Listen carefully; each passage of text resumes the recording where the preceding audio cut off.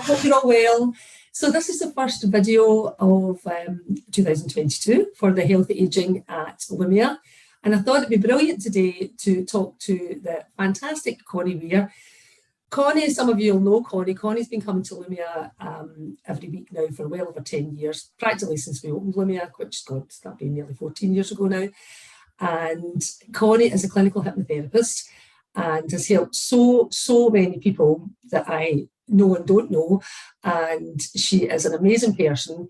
And I just thought it'd be brilliant to talk to Connie today about this kind of January, New Year, New You hype, because we all seem to get caught up in all this. As soon as Christmas is over, 1st of January, all of a sudden we're all trying to make changes and do things differently and stop doing things.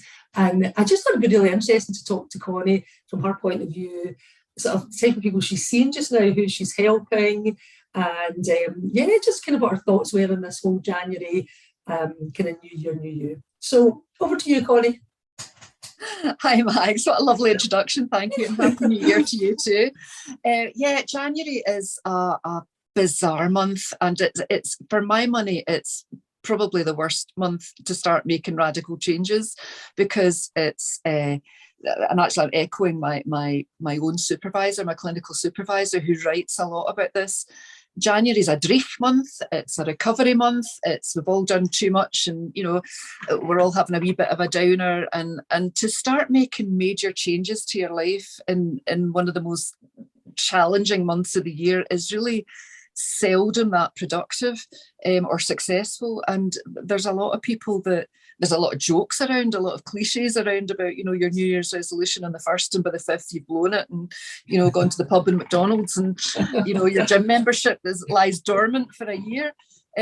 So the people that I'm seeing over the past few years, I've really, there's more of an anxiety about it than there is a kind of gung-ho, let's change the world overnight in January the 1st.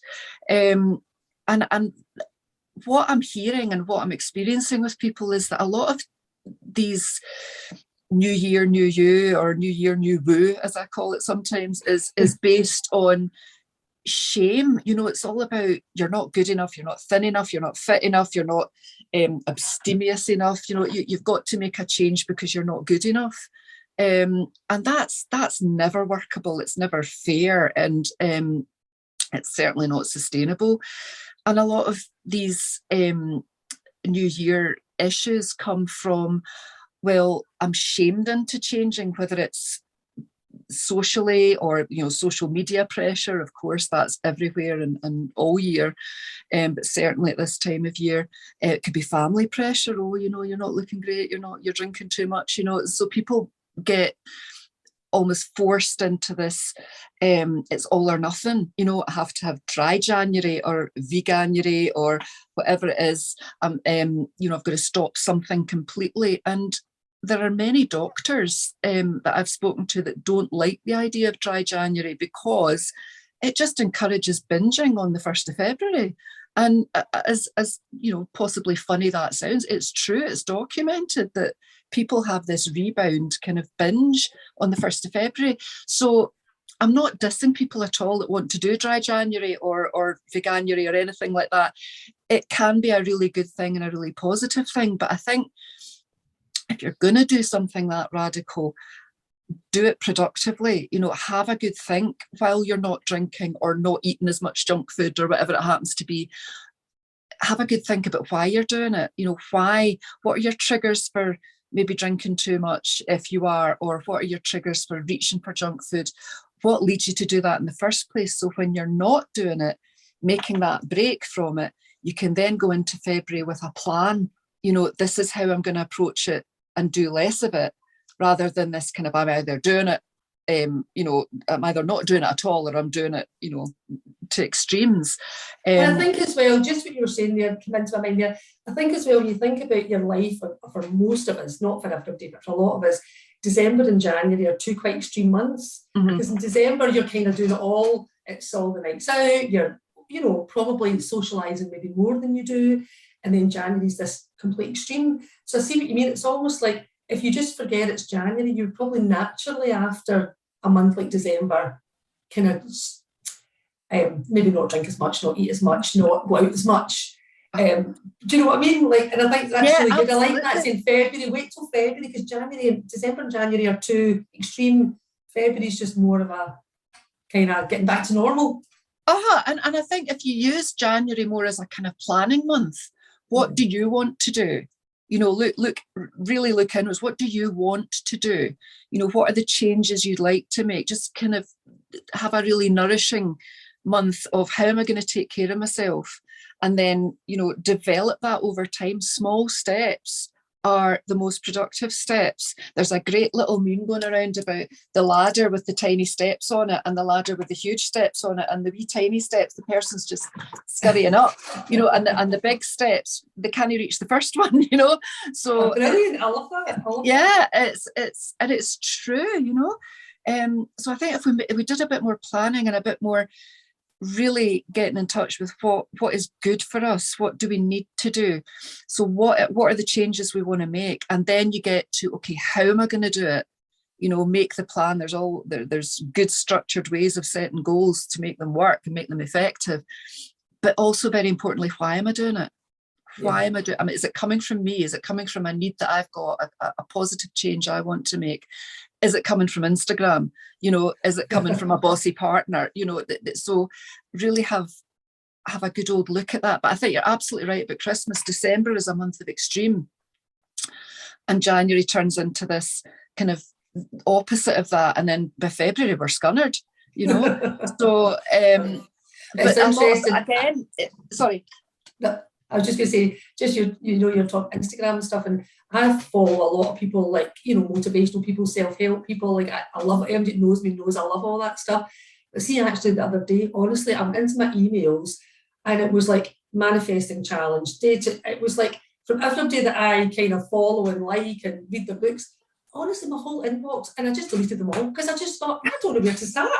I'm just like, this is too much, because somebody was a 21-day program, somebody was just a January, somebody was like, you know, meditation, visualization, yoga. And I was like, I can't do it all.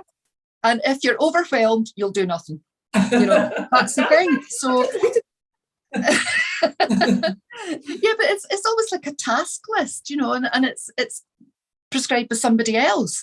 Get guidance, yes, absolutely. Get some encouragement, but you know, this kind of do this, and then you'll be great. You know, you're great already. What do you want to do? Where's the need from you to change? You know, and when you do that, you're taking control of your decision. And I think a lot of the time in January, we're not in control. Are you in control of what you want to do and why? Or have you read a checklist from somebody else that says you need to do it? You know, and if you're coming from a place of I need to do it, it's not so good. And go back to the Christmas thing, quite often, and actually we do this overindulgence at Christmas because I'm going to stop in January, you know, and again, that's just not sustainable. If you've overdone it at Christmas, but most of us do, you know, then just take care of yourself. Take care of yourself in January. You know, nourish yourself, look after yourself, have a massage, have a facial, do some work on yourself if you feel you need to, you know, but just take care, you know. There's a girl that I talked quite a lot in this podcast, well, not a podcast, but, you know, on these chats, Kirsty, she's a menopause kind of specialist, if you like, and she's all about being kind to yourself, and she runs courses, online mainly courses. And I was talking to her recently, and she was saying that she deliberately doesn't start her courses until well into January. Mm-hmm. You know, she's like, there's just no point in starting like on the 2nd of January, get people. She's like, it just doesn't work. Yeah. People need a bit of time to, and you've obviously just kind of confirmed that as well. And I think it's such good advice, really. I think the other thing is that anybody who's on any kind of antidepressant medication or anti-anxiety medication for whatever reason and are looking to come off it, many doctors have said to me in the past that they will never ask someone to reduce their medication in January. You know, that's interesting. Yeah. Well, that makes sense. Yeah, exactly. So it's just not the time of year to do it. And there's got to be, if that's coming from the medics, there's got to be good sound reasoning behind that, you know.